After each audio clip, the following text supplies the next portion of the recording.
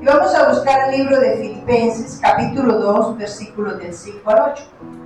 Haya pues en vosotros este sentir que hubo también en Cristo Jesús, el cual siendo en forma de Dios, no estimó el ser igual a Dios como cosa a que aferrarse, sino que se despojó a sí mismo, tomando forma de siervo, hecho semejante a los hombres, y estando en la condición de hombre, se humilló a sí mismo, haciéndose obediente hasta la muerte y muerte de cruz.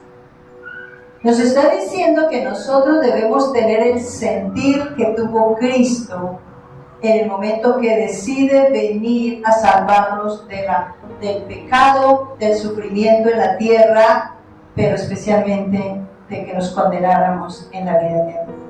Que nosotros sintamos eso que Él sintió. ¿Y qué nos está diciendo? Que Él teniéndolo todo en su trono, que Él siendo Dios, díganme ustedes qué creen que les faltaría a ellos. Perdón, ¿qué le faltaría a Él estando en el cielo? ¿Qué le faltaba? Nada. Así como un día estaremos nosotros que no nos va a faltar nada, porque eso también va a pasar con nosotros. Pero a Él no le faltaba ni le sobraba nada, pero Él renunció a toda su comodidad y a todo su bienestar por venir a convertirse en uno de nosotros. Eso es un desprestigio, que Dios quiera convertirse en uno de nosotros. Si alguno de nosotros decidiéramos ayudar a una persona que está en la calle, que es indigente, que lleva mucho tiempo, algo de lo que tendríamos que hacer es dejar nuestra comodidad para irnos a meter en el mundo de Él, ¿cierto? Para podernos acercar a Él y hablarle de tú a tú y poderlo traer a los pies de Cristo. ¿Alguno de nosotros lo haríamos? Piensa por la ropita. ¿Se vestirían como uno de ellos? ¿Se iría a dormir al sitio donde duermen? ¿Comería lo que ellos comen? Porque eso fue lo que hizo Cristo. Él vino y hizo lo que nosotros somos, para poder de tú a tú mostrarnos que sí había una diferencia, que sí se podía vivir sin pecado, que sí se podía alcanzar la eternidad, que sí se podía alcanzar la vida eterna. Esa fue la primera tarea que Él hizo. Incluso Él nació como uno de nosotros, como un bebé. Él tuvo que pasar por ser un indefenso, como es un niño. Él tuvo que pasar por todos los sufrimientos que nosotros pasamos, las necesidades, para poderse poner en nuestro lugar. ¿Será que nosotros tenemos ese sentir cuando vemos a una persona que no conoce a Dios? Nos vamos a poner en el lugar de Él, vamos a ir hasta donde Él, vamos a llevar el mensaje, nos vamos a desacomodar. Porque es que llevar la palabra a otra persona nos exige a nosotros renunciar a muchas cosas y dejar cosas que queremos hacer. Por ejemplo, vamos a hacer la siesta. Por ejemplo, vamos a dedicarnos a esto, al descanso. Pero hay que ir a llevarle la palabra. Eso es lo que dice aquí, que nosotros tengamos el mismo sentir, que siendo Dios no se aferró a todo lo que tenía, sino que vino. Dice, se despojó a sí mismo, dejó de ser Él para venir a ponerse en lugar de nosotros. Y dice, y se humilló. No es una humillación, es que eso es como si nosotros queremos ser como una hormiga. Como no conocemos el lenguaje de la hormiga, vamos a volvernos hormigas para poder hablar con las hormigas. O sea, es bajarnos de una condición grande, y eso hizo Cristo por nosotros.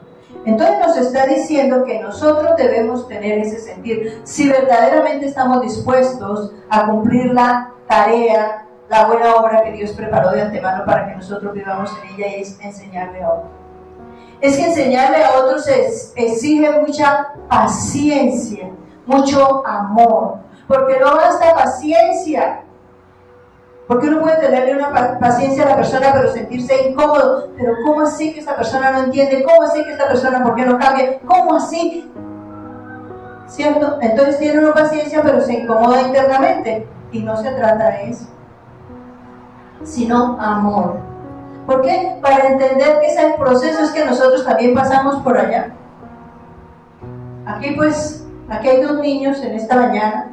Bueno, a ella no les gusta que les digan niños, pero dos jovencitos, que ellos empezaron su camino temprano, y eso les va a cambiar la vida que nosotros tuvimos. No van a cometer los errores que nosotros cometimos, por los cuales seguramente estamos todavía pasando sufrimiento o necesidad.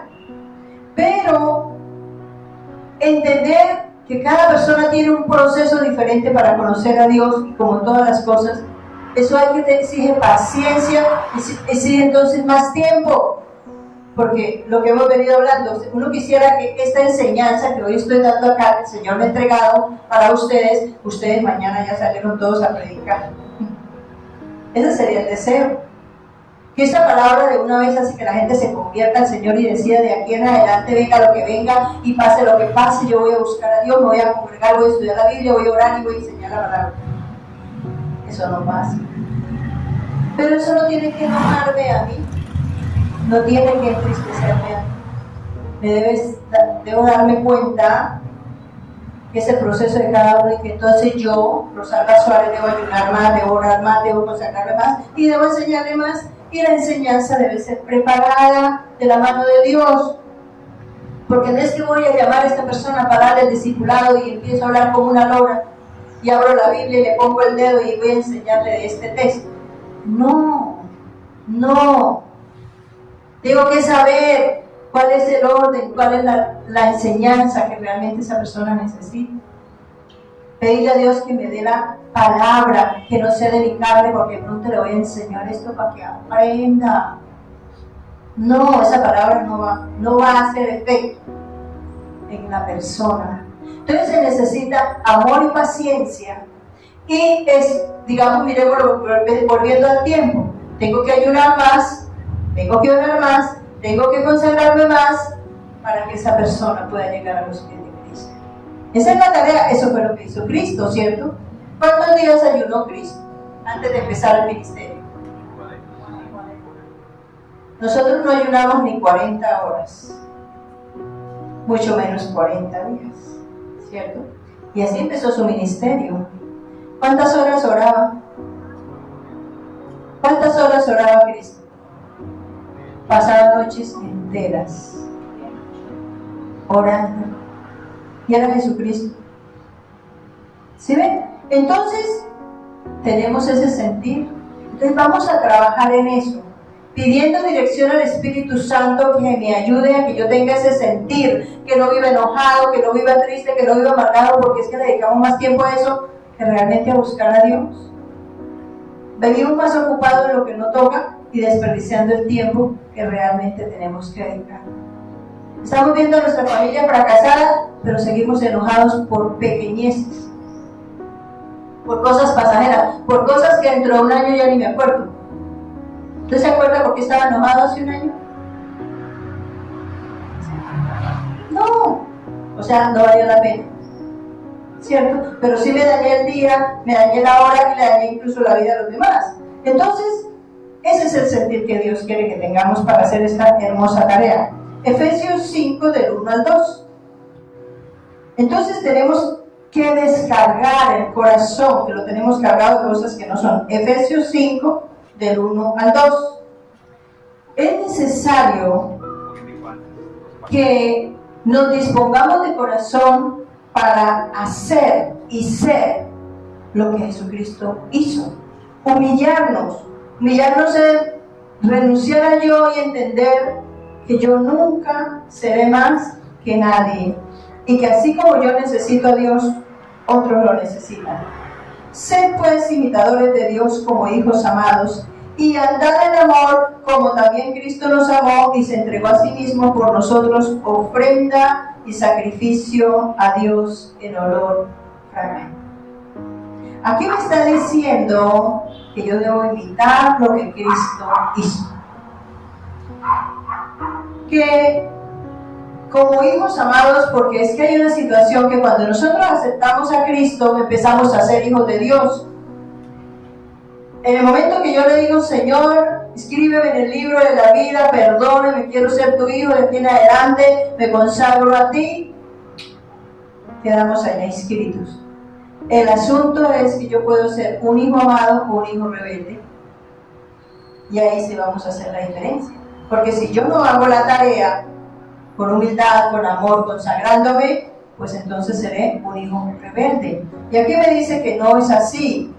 Sed pues imitadores de Dios como hijos amados y andar. Ese andar, recuerden que siempre significa vivir, y vivir en amor como Cristo nos amó.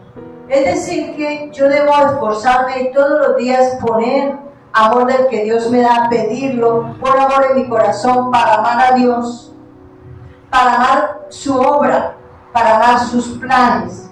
Porque es que a veces amamos a Dios, sí, uy, Dios te amo, tú eres bueno, maravilloso, pero no me interesa la obra de Dios. ¿Qué es la obra de Dios? Las almas.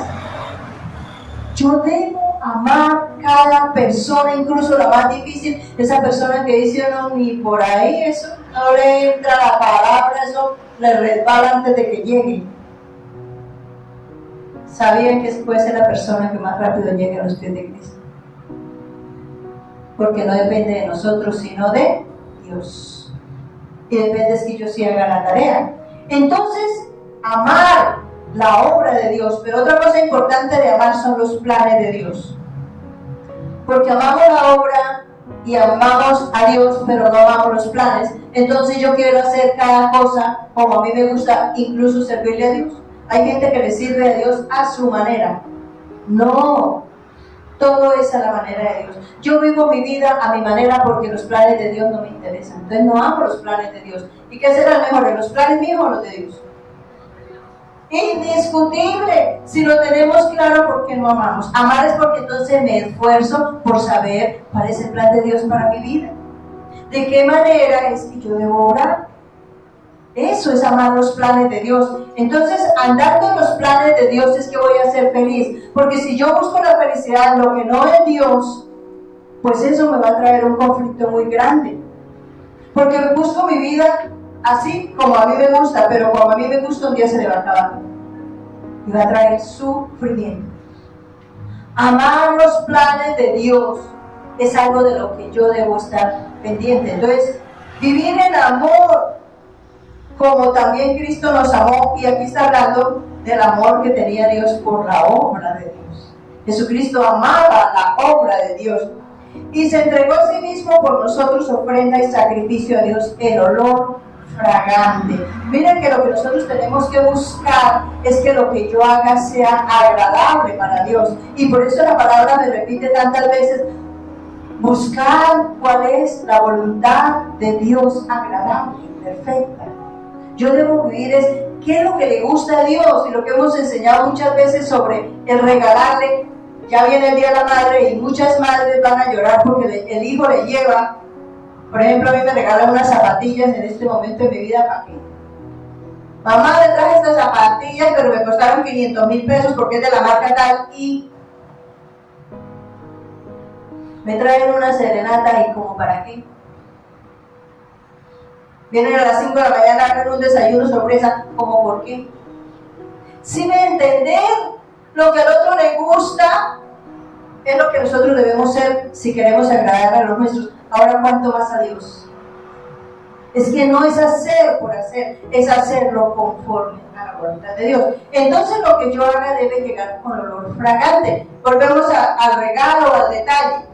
Ustedes, cuando les regalan algo que les agrada, ¿qué sienten en el corazón? Alegría. Satisfacción, y como que dice, oiga, de verdad esta persona sí me quiere, ¿cierto? Sí me conoce.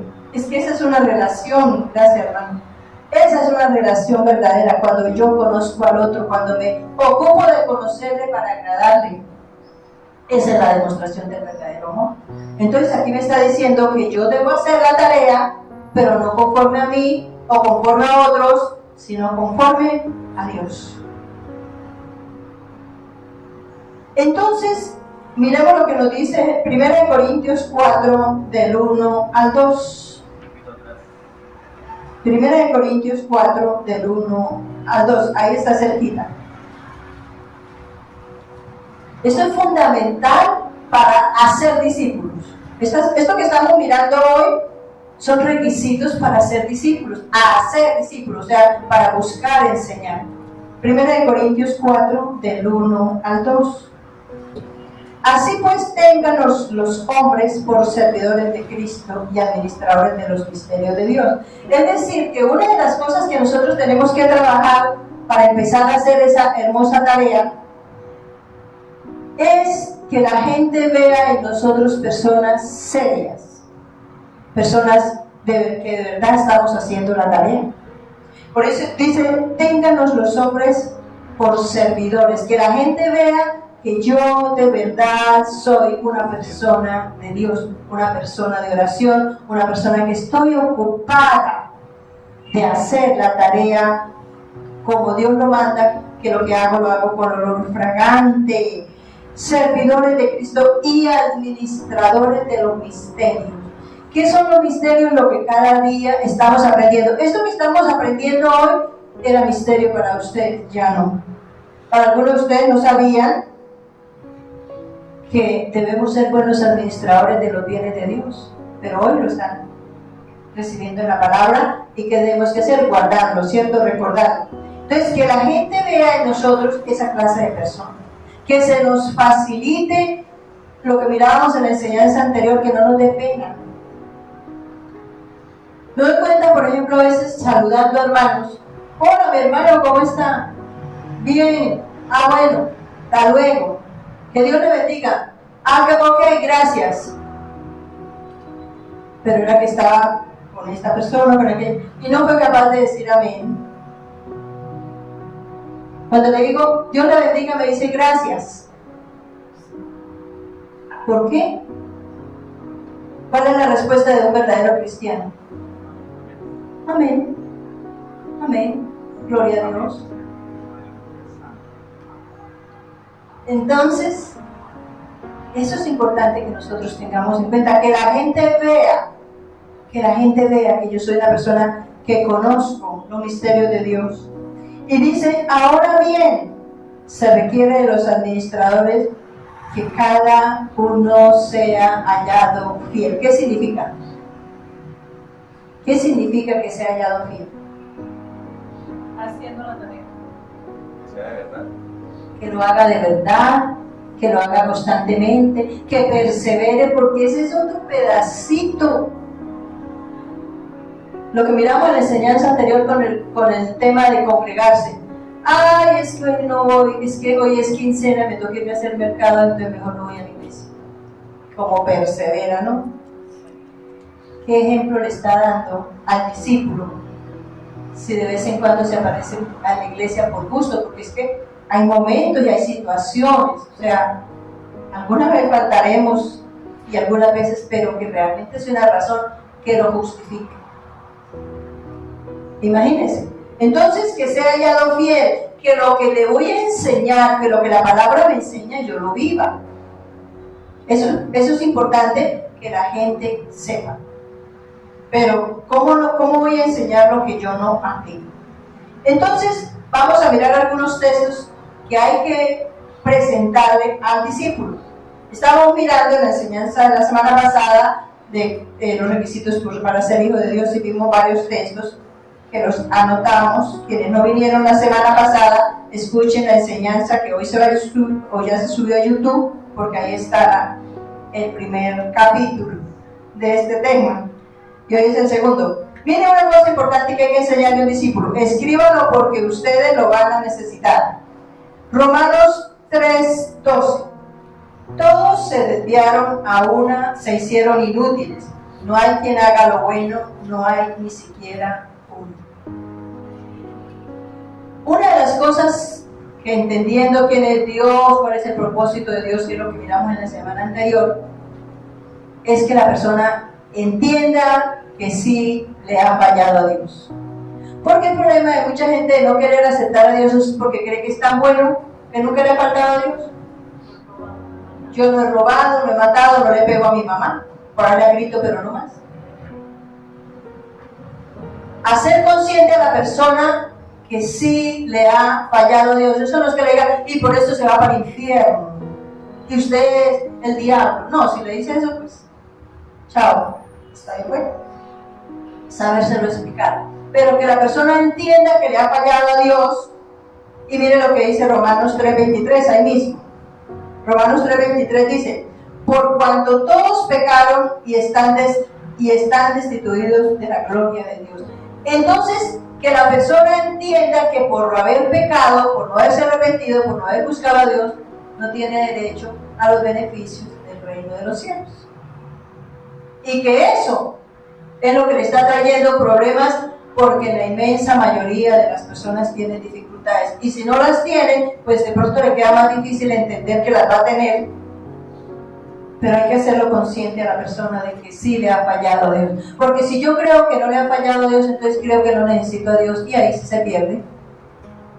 Eso es una cosa que debemos enseñárselo con respeto y con amor y con sabiduría de Dios. Miren lo que dice Proverbios 28:13. Proverbios 28:13. Este es otro texto que es muy importante que las personas entiendan, hablando de los discípulos y bueno, de todas las personas.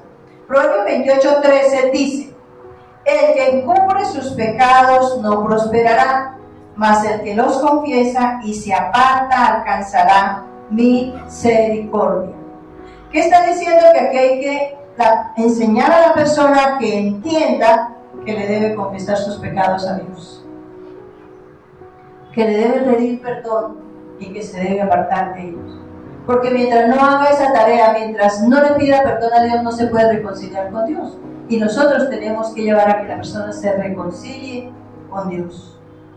La manera de reconciliarse es pidiéndole perdón y apartándose. Entonces les voy a entregar una lista, esta no vamos a buscar los textos, pero van a escribir una lista de textos importantes para hacer discípulos. Una de las cosas que debemos tener presente es que el tema que se le enseña ese día debe ser el tema central, una sola cosa, porque si yo le enseño del pecado, y le enseño de la bendición, y le enseño del cambio de la cabeza, de las emociones, de los pensamientos, se le enreda el tema y la persona no queda sabida. O sea que si estamos hablando de la identidad, que a la persona le quede claro los textos que hablan de la identidad de Dios, de Dios, ¿cierto? Entonces, ser cuidadosos en eso. Y aquí les hice una listica de lo que se le debe enseñar. Aquí empezamos con los textos que ya leímos, pero miremos Santiago 1:12. Escríbanlo, pero no lo busquen porque vamos a dar varios textos. Lo van a buscar en su casa. Santiago 1:12 nos habla de que nosotros tenemos que resistir las pruebas. Y esto es muy importante que los discípulos sepan, porque la gente cree que cuando yo conozco de Dios, entonces ya todo fluye. No me va a pasar nada, me vuelvo irresistible.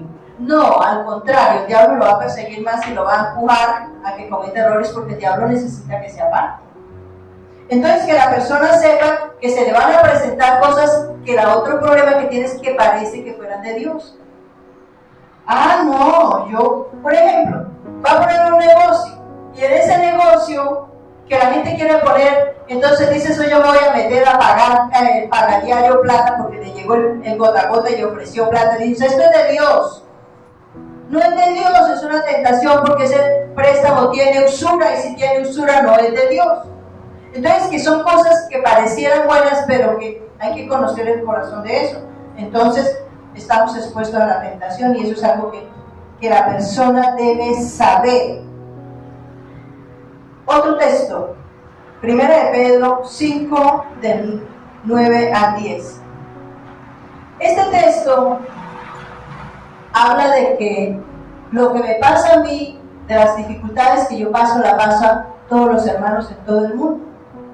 Porque creo que cuando yo empiezo a congregarme y a medio leer la Biblia, ya no tengo ningún problema. La plata me llega completa para el arriendo, para los servicios, me puedo quedar durmiendo en la casa, echándome aire, ya no tengo que ir a trabajar, y si el jefe se pone bravo, pues le renuncio, ¿y qué? No funciona así. Sino que al contrario, es cuando mejor me debo portar, ¿cierto? Para que no le abra puertas al enemigo, porque Dios quiere que nosotros seamos cristianos aterrizados, no cristianos fantasiosos, porque nos volvemos cristianos fantasiosos. vamos, ahora Dios me respalda y se meten todas las deudas que le salgan y en cuanto a locura, y Dios no respalda locos, ni locuras menos. Entonces, fundamental este texto nos habla de ese tema, de que seguiremos teniendo dificultades. Josué 1:8. Josué 1:8 nos habla de que debemos estudiar la Biblia y que debemos ponerla por obra. Importantísimo que los discípulos empiecen a estudiar la Biblia, porque si se conforman con las 3 versículos que uno les predica o les entrega el día del estudio bíblico o en la congregación, no van a crecer espiritualmente, y Dios manda que debemos crecer. O sea que hay que estudiar la Biblia, estudiar y estudiar. En ese texto dice que la Biblia hay que estudiarla de día y de noche, que hay que meditar en ella, que hay que guardarla, que hay que ponerla por obra. Fundamental. Hechos 3:19. En Hechos 3:19 hay algo fundamental que habla del arrepentimiento. Porque yo le puedo pedir perdón a Dios, pero no arrepentirme. Lo que hacemos con la gente es: sí, perdóneme de verdad, pero los 8 días de vuelta ya hago lo mismo. Arrepentirme es que me duele en el corazón haber ofendido a Dios y tomo la decisión de apartarme. Y Mateo 6, del 12 al 15, nos enseña que debemos perdonar a otros como también Cristo nos perdonó. Porque queremos que Dios nos perdone, pero nosotros no perdonamos. Y este sí que es un inconveniente grande que muchas personas tienen, porque se llenan de resentimiento y hay muchísima gente resentida, y el resentimiento no deja crecer espiritualmente a la gente y empieza a abrirle puertas. La gente está resentida por cosas que cree que le pasaron en su infancia o que verdaderamente le pasaron. Cree porque las sobredimensiona, o porque en el proceso cosas le pasaron, pero entendiendo que nadie está exento de que nos pasen cosas, y menos si andamos en Dios. Entonces fue, pero ya hoy no es. Entonces, sanar el corazón, y en este tema hay que trabajar mucho con las personas, sobre todo cuando nos cuentan: sí, yo tengo este problema, odio a este, odio a aquello. Hay resentidos sociales, familiares, económicos. Hay gente que está resentida porque alguno de la familia tiene plata y yo no tengo. Entonces son cosas que van destruyendo el deseo genuino de buscar a Dios. Entonces hay que trabajar y ayudarle en oración, en ayuno, para que la persona sea capaz de liberarse. Este es un texto importantísimo. Salmo 101, todo el Salmo 101. El Salmo 101 habla de la integridad, que es necesario que nosotros vivamos en integridad, que es la capacidad de comportarnos bien conforme a la palabra, que estemos solos o acompañados, porque a veces la gente se porta bien cuando está acompañada, pero cuando está sola se enloquece. ¿O al revés? Entonces la integridad es muy importante, que el discípulo vaya entendiendo la trascendencia que tiene de saber comportarse para que el enemigo no lo ataque. Hebreos 12:14. En Hebreos 12:14 nos enseña que nosotros tenemos que vivir en santidad. Y vivir en santidad es apartado del pecado y aborrecer el pecado. Porque puede ser que yo ya no participo de la rumba del desorden, pero sí lo anhelo. Ay, hoy es viernes, ay, pero no voy a ir. No es eso. Es que me da vergüenza incluso haber pasado por allá, de no querer volver a vivir eso malo, las tantas cosas que se cometen en ese sentido. Primera de Pedro 5:8. Primera de Pedro 5:8 nos enseña que el diablo existe. Eso es fundamental, que el discípulo entienda que el diablo sí existe, porque si no, entonces, ¿de quién estamos huyendo? Y que el diablo tiene mucho que ver en las cosas que yo haga y en las que me pasen, pero que depende de mi relación con Dios, para que también entendamos que el diablo tiene poder, pero que la que tiene la capacidad de combatir ese poder soy yo misma, manteniéndome en unidad con Dios. Eso es fundamental porque mucha gente, no quiere aceptar que el diablo existe, o que si existe está por allá lejos y no tiene ningún contacto conmigo. Fundamental ese pedacito. Hebreos 10:25, otro texto fundamental que la gente debe conocer, y en Hebreos 10:25 me dice que me debo congregar. ¿Será importante enseñar a la gente que se congregue? Si no se congrega está en problemas gravísimos, porque una persona que cuando se congrega recibe la bendición que él tiene. Mire, cada uno de ustedes hoy se lleva una porción que todavía no sabemos, grande de bendición, paz, tranquilidad, disuelve conflictos, disuelve situaciones de salud, nos prepara de pronto si algo tenemos que enfrentar para que lo manejemos bien y no caigamos en otros problemas. Son grandes las bendiciones, y si el discípulo no se congrega, pues difícilmente crece, y si nosotros los que estamos enseñando no nos descongregamos, entonces ¿con qué? Ese texto es fundamental enseñarlo. Hebreos 12:2. Hebreos 12:2 nos está diciendo que Jesucristo es nuestro modelo, que el discípulo debe tener como modelo a Jesucristo, porque nosotros humanamente podemos fallar, pero Cristo no. Fundamental que la persona tenga a Cristo como modelo. Y terminamos con Salmos 24 del 3 al 5.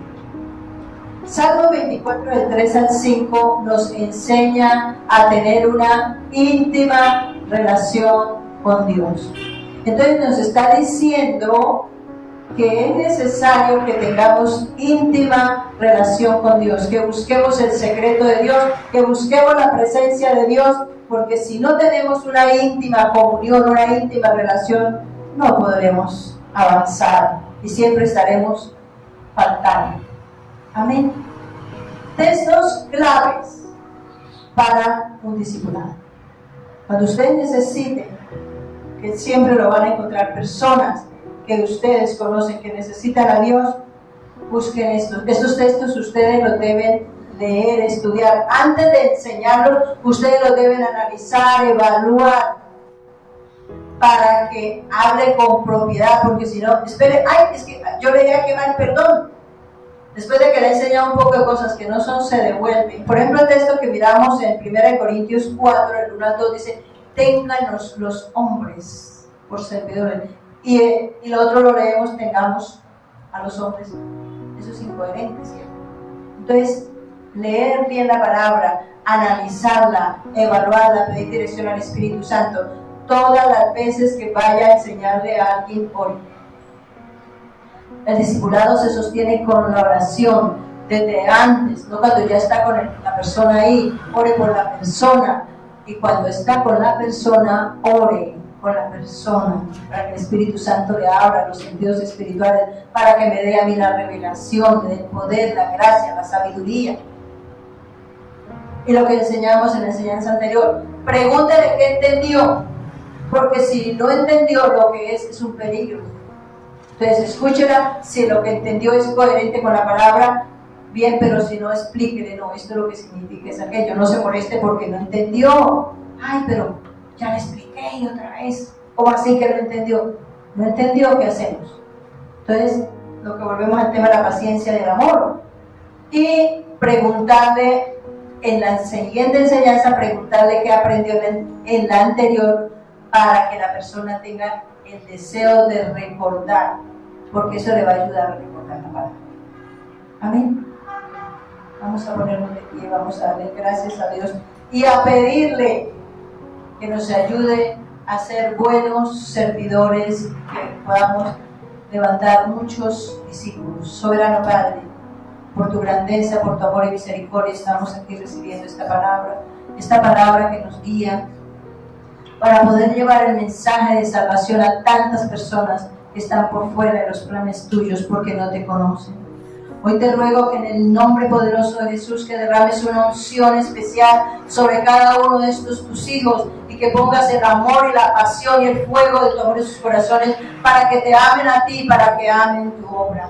que entendamos que cada uno de nosotros estamos llamados para llevar ese mensaje a tantas personas que están viviendo en ignorancia porque no te conocen, porque seguramente están pasando por sufrimientos o se están acercando a ellos porque se están exponiendo, porque no conocen cuál es la verdad, qué es lo correcto delante de tus ojos. Espíritu Santo, fluye con poder y que esta palabra quede sembrada en la mente, en los corazones.